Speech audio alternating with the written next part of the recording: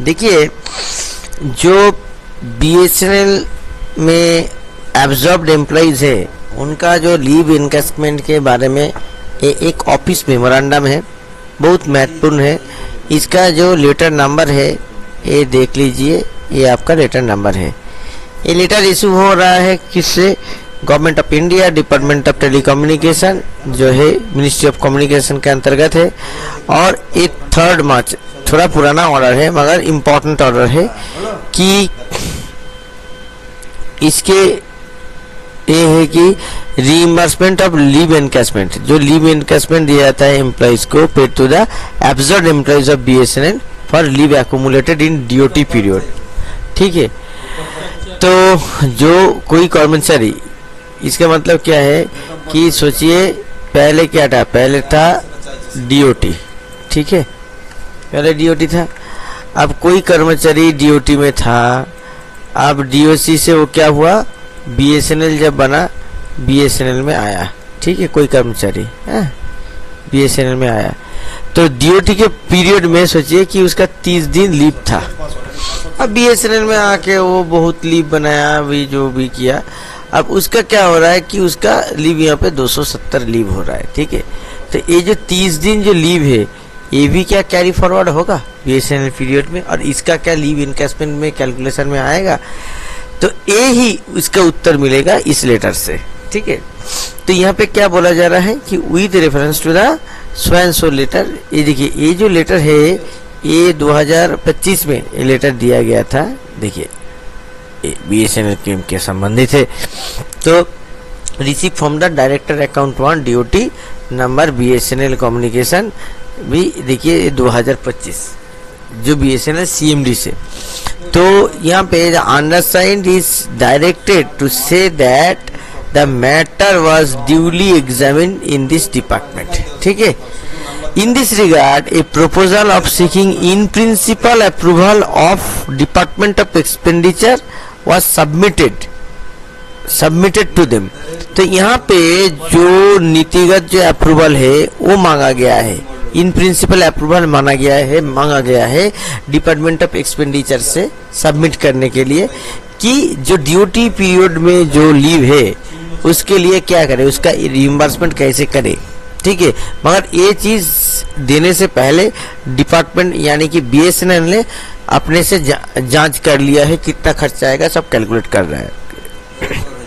Further, the matter was followed up in the high level Honorable Minister of Communication and Honorable Minister of Finance and Corporate Affairs. However, Ministry of Finance and Corporate Affairs has sent a communication to Minister of Communication reiterating the views of Department of Expenditure on the proposal as matter of principle. As a matter of principle, ठीक है। Department of expenditure फिर से बोला है कि as a matter of principle may not be feasible to accede the same. देखिए क्या बोल रहा है, may not be feasible to accede the same, यानी कि डीओटी पीरियड का जो लीव है, ठीक है, कोई भी एम्प्लॉय का जो डीओटी पीरियड से एब्जॉर्ब होके बीएसएनएल में आए हैं, तो वो लीव का रीइंबर्समेंट जो होता है, लीव एनकैशमेंट, वो फिजिबल नहीं है to accede the same. Accordingly this information have matter will not be taken for future and treated as closed, ठीक है। तो ये जो बातें हैं, तो इस चीज को फ्यूचर में इसको लेके कोई भी चीज करने के लिए मना किया गया है और इसको बंद करने के, फाइल बंद करने के लिए बोला गया है। और यहाँ ये जो चीज है आपका नहीं मिलेगा। देखिए यहाँ पे under secretary government of India Amit Kundan ji का सिग्नेचर है, और ये जो डायरेक्टर डीओटी अकाउंट्स और सीएमडी बीएसएनएल दोनों को यहाँ पे कॉपी में रखा गया है, ठीक है। तो देखिए यहाँ पे जो चीज हुआ है, इस चीज का मतलब यही है कि जो डीओटी पीरियड का जो लीव है उसका पैसा जो भी कर्मचारी हैं वो कर्मचारी को नहीं मिलने वाला है। सिर्फ जो एब्जॉर्ब होने के बाद जो बीएसएनएल पीरियड में जितना दिन काम किए हैं और जितना लीव वो लोग जमा कर पाए हैं उसके ऊपर हिसाब करके पैसा मिलेगा।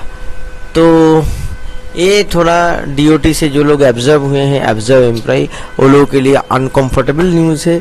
किसी किसी का बहुत ज़्यादा लीव है, प्रॉब्लम नहीं है, मगर किसी का अगर 300 से कम लीव है और डीओटी पीरियड में कुछ लीव था तो उसको वो अगर कैरी फॉरवर्ड नहीं हो रहा है तो ये थोड़ा दुख का विषय है। तो क्या होगा कि पैसा थोड़ा कम मिलेगा। तो ऐसा करके गवर्नमेंट ने क्या किया, ये जो ministry of finance, department of expenditure क्या किया, अपना जो पैसा है ना वो पैसा बचा लिया। तो मगर जो डीओटी पीरियड में अगर कोई काम किया है तो अगर डीओटी पीरियड का आदमी को पेंशन मिल सकता है तो लीव इनकेसमेंट का भी सुविधा यहाँ पे हो सकता है। मगर ये जो क्या है कि ये जो पैसा है, ये पैसा का जो भार है ये बीएसएनएल के ऊपर होता। बीएसएनएल ने अपने तरफ से कैलकुलेट करके पूरा भेजा था और डीओटी ने क्या किया, डीओटी ने इसको इन प्रिंसिपल अप्रूवल देने से मना कर दिया। तो बीएसएनएल के ऊपर कोई बोल नहीं सकता कि बीएसएनएल, अभी मना कौन किया है, डीओटी। और डीओटी भी अपने ऊपर नहीं रखा, इस चीज को मिनिस्ट्री ऑफ कम्युनिकेशन के पास नहीं लेके गया, ठीक है। अब मिनिस्ट्री ऑफ कम्युनिकेशन क्या किया, इसको मिनिस्ट्री ऑफ फाइनेंस के पास लेके गया, ठीक है।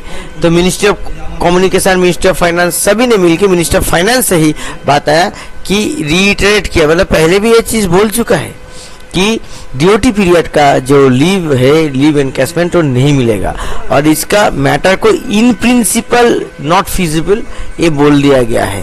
और ये भी हिदायत दिया गया है, बोला गया है कि ये जो इन्फॉर्मेशन देने के बाद इस मैटर को बंद कीजिए, ठीक है। ये मैटर को फर्दर प्रोसीड मत कीजिए और इसको क्लोज हिसाब से मानिए, यानी कि फ्यूचर में इस तरीके का कोई फाइल मूव मत कीजिए, ये भी बोला गया है। तो डीओटी पीरियड का जो लीव है वो लीव अगर कोई एब्जर्व्ड एम्प्लॉइज हैं बीएसएनएल, एमटीएनएल जैसे कंपनी में, तो वो लोगों का उस पीरियड का लीव का जो पैसा है लीव एनकैशमेंट के तरफ हिसाब से नहीं मिलेगा। तो सिमिलर केसेस एमटीएनएल के साथ भी होगा। और बीएसएनएल से जो रिटायर्ड एम्प्लॉइज, जो लोग रिटायर कर रहे हैं, सब जीपीएफ वाले हैं, तो डॉट का पीरियड का जो है, अगर कोई रिटायर करने वाले हैं तो उनका अगर लीव कम है तो थोड़ा बहुत पैसा का यहाँ पे नुकसान हो जाएगा, वो पैसा नहीं देने का बात यहाँ पे बोला गया है। तो इस वीडियो को जितना भी बीएसएनएल का रिटायर्ड एम्प्लॉइज है उन तक पहुंचाने का प्रयत्न कीजिए, क्योंकि ये पैसा का मामला है और इससे रिटायर्ड एम्प्लॉय का जो भविष्य जो जुड़ा है, तो स्वार्थ जुड़ा है। तो रिटायर्ड एम्प्लॉइज तक इस वीडियो को ज़्यादा से ज़्यादा पहुंचाइए। वीडियो देखने के लिए थैंक यू, नमस्कार।